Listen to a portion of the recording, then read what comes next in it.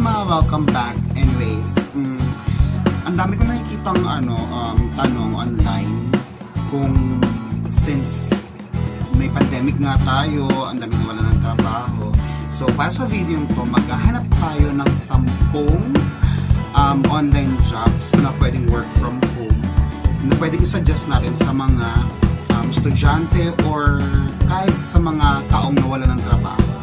So, again, this is 10 easy online jobs here in the Philippines. So, simulan na natin. Watch. Okay. Check ko muna. One moment. Ayun. So, una kong nakita is online data entry jobs. So, based dito sa qualifications na nakalagay, hindi nila masyadong kailangan ng experience or may experience. Ang hinahanap lang nila is meron kang computer and internet connection, tapos dapat maalam ka din sa Excel or Google Sheet, at may alam ka rin sa mga Microsoft Office tools. So ayun, sa trabaho ito, more on encoding lang naman, data entry, gamit ang iba't ibang software ng gamit ang iba't ibang Microsoft Office tools. So ayun, karamihan ng mga clients ng data entry job dito sa Pilipinas is from other side of the world or sa ibang bansa. So, kung gusto nyong i-check to, pumunta lang kayo ng OnlineJobs.ph. So, again, OnlineJobs.ph. So, ilalagay ko na lang dito. Yan. Ito. Yan. OnlineJobs.ph. Tapos, pwede din kayo magbasa ng 7 tips to complete freelance data entry jobs on time. So, ayun, check nyo na lang. Again, that's online data entry jobs. Okay? Next is online content writing jobs. So, sa online content writing jobs, based dun sa word content writing. So, freelance writing ito sa mga mahilig magsusulat ng mga contents, articles. Yan, pwede na lang subukan to. Maraming sa kasalukuyan, mayroong isang malaking pangangailangan para sa mga manunulat na may kasanayan, dahil maraming mga kumpanya ang nais na mag-anunsyo at bumuo ng isang malakas na relasyon sa kanilang mga customers. So, ayun. Normally, gagawa ka lang dito. More, parang sa YouTube din. Content creator, ganun. Ito naman, content writing. So, ang dami-dami kasi ng platform. Ang dami-daming business na kailangan ng writing. So, yun. Second job, online content writing. So, saan nyo ito makukuha or makikita? Just check Upwork. Ayun.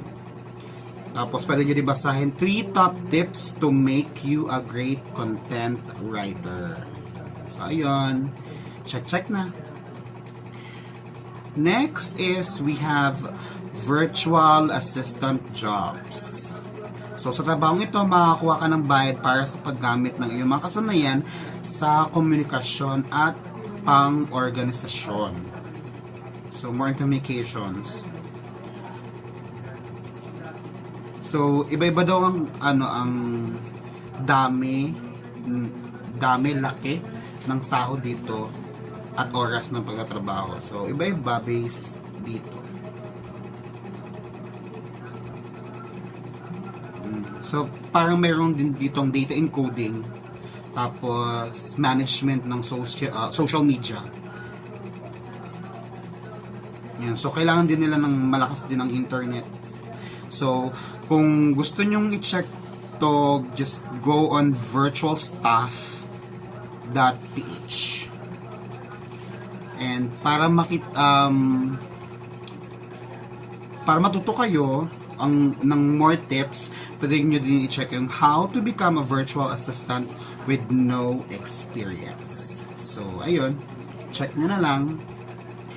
For the next job that I've seen, ito yung gusto ng karamihan, social media management jobs. So, based dun sa title niya, bilang Filipinos, malamang karamihan sa atin is nagko-consume ng mahabang oras sa social media like Facebook, Twitter, yes, Instagram, ayan, so marami din. So, ang hinahanap nila is magmamanage ng social media. So, parang ano to, yung mga taga-sagot ka lang ng mga comments nila, taga-filter, taga-post, parang ganun. So, check nyo. So, meron kasing, may alam ako before na may kumpanya na nag-hire ng magla-like lang, magla-like, share ng dun sa client nila para dumami yung views, ganon. Views, yung watch hours nung client nila. So, ayun. Social media management jobs. So, kung gusto nyong i-check to, just go to Jobstreet.ph. Tapos, for tips, you can also check how to become a social media manager in 6 simple steps. So, ayun. Check. Next is online bookkeeping jobs. So, sa online bookkeeping jobs, kung mahilig kayo sa numbers, para sa inyo to. So, hindi pa naman accountant, pero since students pa nga lang, basta mahilig kayo sa numbers, math, calculations, ayan, pwede sa inyo to. So, magbo-bookkeeping lang kayo, ayan, para sa financial statements and transactions ng mga companies and clients na mag-hire sa inyo. So, ayun. More on accounting works, accounting jobs. So, kung gusto nyo i-check to, go to Indeed.com. And for tips, you can search Get into Freelance Accounting with these 8 steps. Ayun. Next. Ito boom na boom to. Marami akong kilalang ganito. Tapos, maganda daw naman yung sahod. Kaya lang, ayun, mahirap din kasi depende sa mga kliyente, yun. So, ito yung online tutoring jobs. So, pagiging tutor. Ayun. So, di ba nga, may pandemic. So, kailangan ng mga estudyanteng, maturuan, ganun. Bawal nga yung, yung face-to-face or yung physical contact. So, maraming nag-online tutor na ngayon. Karamihan sa ibang bansa. Kasi bawal na yung tutor sa bahay. Ganun. So, I suggest check nyo din to. Malay nyo. So, kung gusto nyo mag-apply, just go to NativeCamp online tutorial service. Ayun. So, iba't ibang iba't ibang tutor. Meron ako nakita last time sa Jobstreet, ayun, kailangan nila Korean tutor, English tutor, Mandarin tutor. So ayun, ang dami. Check nyo na lang guys, kailangan nyo to. Tsaka hindi naman yata kailangan ng diploma dito so far, kasi mag-tutor ka lang naman. Yun. So, next, we have English to Tagalog translation jobs. So, ito na yung, parang encoding din. Encoding jobs din siya. So, ang gagawin mo naman is, itatranslate mo lang yung English, parang papers, or ayun, document, tapos translate mo sa Filipino. Ayun. So, mukhang madali, pero syempre, hindi pa naman natin nasusubukan. So, try nyo lang din. So, kung gusto nyong i-check yan or gusto nyong basahin, just go to simplyhire.com or gengo.com. Tapos, for tips, you can search how to become a location-independent freelance translator. Ayun. So, mukhang saya na. Mukhang masaya, pero syempre, hindi mo basta-basta magamit si, alam na natin, Google Translation. Pero hindi. Kailangan din ng aral. Yeah. So, research lang din. So, ito na nga. Isa sa pinaka-top searches is online English tutor jobs. So, gaya ng tutoring kanina, ito, nasa list din siya. So, ayun na nga, tutor, turo, sa through internet. Ayun, yung face-to-face lang. Ang alam ko marami ng app ngayon, tsaka websites na nag-offer sila ng online tutor jobs. So, sana dyan is yung CareetJet.ph. So, check nyo na lang yan.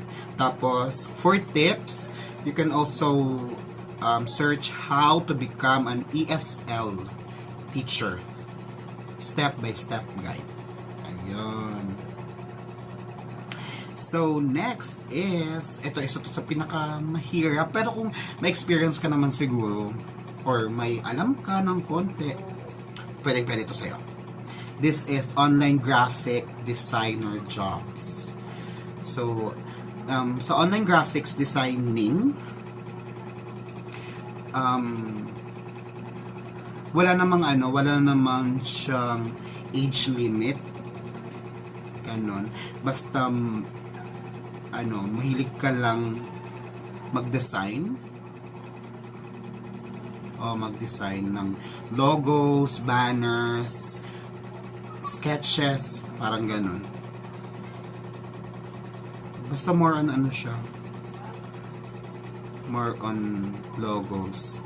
Logo and kit of brand, editorial like magazines, book pages or book, ang tawag mo dyan, yung sa cover ng libro, ganun. Tapos packaging ng products. So, yun yung kailangan nila. Mga design. Tapos legit din naman siya kasi malaki yung pera sa graphic designing. So, matagal na siyang trabaho, pero mas naging wide pa yung opportunity kasi nga, 'di ba? Dahil sa pandemic. Ayun. So, kung gusto mong matuto or gusto mong i-try, just check freelancer.ph. Ayun. So, for tips naman, you can search how to work from home as a graphic designer. Ayun. At last na trabaho na in-offer online dito sa Pilipinas is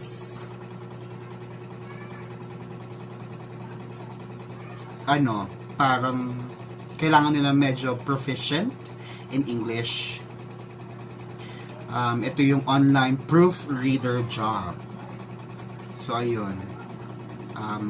Ito yung kung gusto mo yung mag-edit ng articles, documents, tapos ipa-proofread mo, or itatama.